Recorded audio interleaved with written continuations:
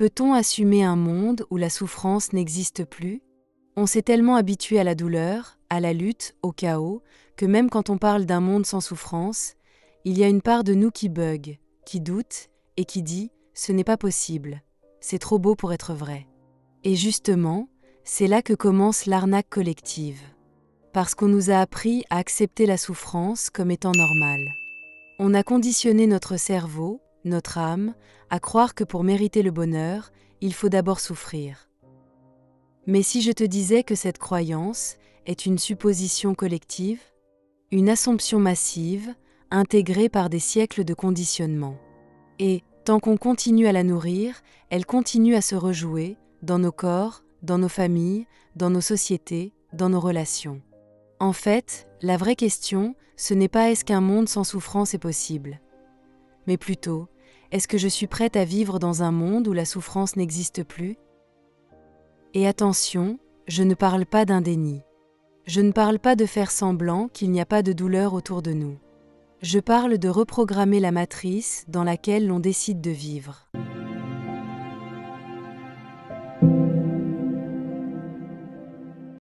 Comme tu le sais sûrement déjà, tout ce que tu expérimentes dans ta 3D est la résultante de ce que tu assumes comme étant normal, vrai, attendu, inéluctable.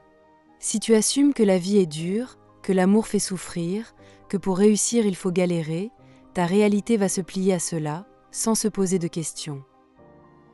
Mais si tu assumes autre chose, du genre une vie douce, fluide, où les leçons ne passent plus par la douleur, mais par la conscience, alors tu changes de monde littéralement.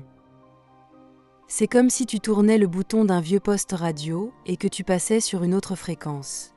Le chaos existe toujours dans l'ancien poste, mais toi, tu es ailleurs.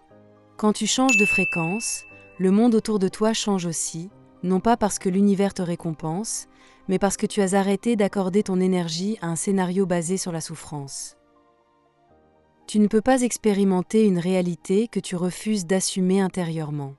Donc tant que tu penses que le monde est forcément dur, injuste, blessant, tu vas vivre dans un décor qui reflète exactement cette réalité. Ce n'est pas une punition, mais une loi. Mais alors, pourquoi on continue à nourrir des réalités où la souffrance est centrale? Simplement parce que l'inconscient collectif est chargé. Il y a de la mémoire transgénérationnelle, des traumas vibratoires, et beaucoup de gens s'identifient à la souffrance. Cela leur donne une identité, une place, une excuse parfois. Et je ne dis pas cela pour juger. C'est humain, et nous avons été élevés là-dedans. Mais il est possible d'en sortir en assumant une autre ligne de réalité. Une où la paix est normale, où la sécurité est une évidence, où la vie est douce, et ça ne veut pas dire fade. Une vie douce ne veut pas dire sans relief, mais elle veut dire alignée. Donc oui, tu as le droit d'assumer un monde où la souffrance n'existe plus. Mais il faut que tu comprennes que c'est un acte radical de conscience. Parce que ça veut dire que tu retires ton pouvoir de l'ancien monde pour le placer dans une nouvelle version de toi maintenant. Et ce n'est pas que symbolique, mais énergétique. Car ton champ vibratoire se réorganise. Tes pensées changent, tes émotions se réajustent. Ton cerveau recrée de nouvelles connexions neuronales qui disent « Je n'ai plus besoin de souffrir pour apprendre, pour aimer ou pour exister ». Maintenant que tu as compris que tu as le droit d'assumer un monde sans souffrance, sache que le vrai souci est de le maintenir stable dans ta conscience quand la 3D te balance l'inverse en pleine figure. Quand tu choisis intérieurement une vie douce, une réalité paisible, mais que tu es confronté à des circonstances conflictuelles de famille, des infos qui parlent de guerre, ton passé qui revient en flash, tes douleurs physiques qui te rappellent l'ancien monde. Ton mental dit « Regarde autour de toi, tu n'es pas dans un monde sans souffrance, tu rêves. » Mais justement ce rêve est ta force. Parce que, si tu tiens bon, ce que tu assumes prend toujours le dessus sur ce que tu vois. Tu dois être honnête avec toi-même. Est-ce que tu veux expérimenter un monde sans souffrance ou juste t'échapper de ta douleur actuelle? Car ce n'est pas pareil. Si tu veux juste fuir, tu es encore dans une posture de rejet et donc tu alimentes le truc. Mais si tu choisis un monde sans souffrance parce que tu as compris que tu ne veux plus entretenir cette fréquence, alors là, tu as shifté. Et ça demande du courage, parce que ça veut dire faire le deuil de plein de mécanismes internes qu'on a normalisés, à savoir se plaindre pour se sentir exister, se sacrifier pour se sentir utile, souffrir pour se sentir digne, lutter pour mériter. Tous ces schémas-là ont des bénéfices cachés. Dire « moi je veux la paix, la douceur, l'abondance sans souffrance ». Ton univers répond « ok ». Mais alors est-ce que tu es prêt ou prête à te libérer de toutes les croyances qui sont incompatibles avec cette idée ? C'est à ce moment que le travail conscient commence. Tu vas voir remonter des choses, des petites voix qui disent « mais si j'arrête de souffrir, on va penser que je me prends pour qui ?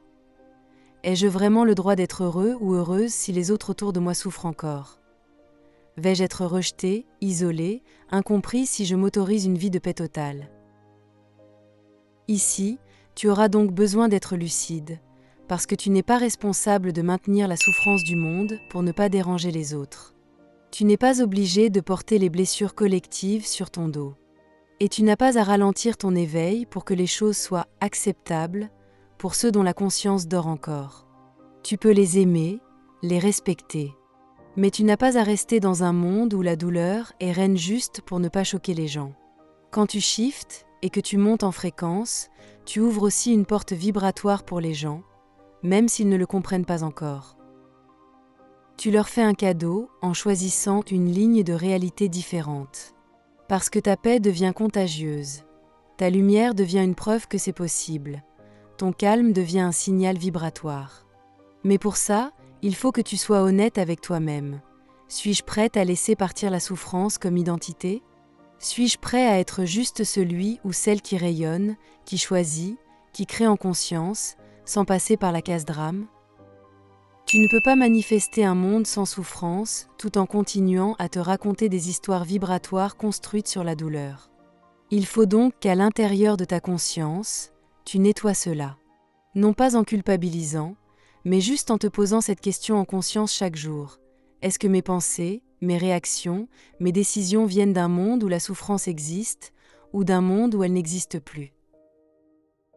Et si la réponse c'est l'ancien monde, tu choisis différemment.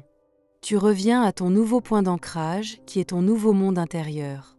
Et tu recommences à assumer la douceur, le bonheur, la paix, la joie encore et encore. Et au fur et à mesure, la vie autour de toi commence à se réorganiser.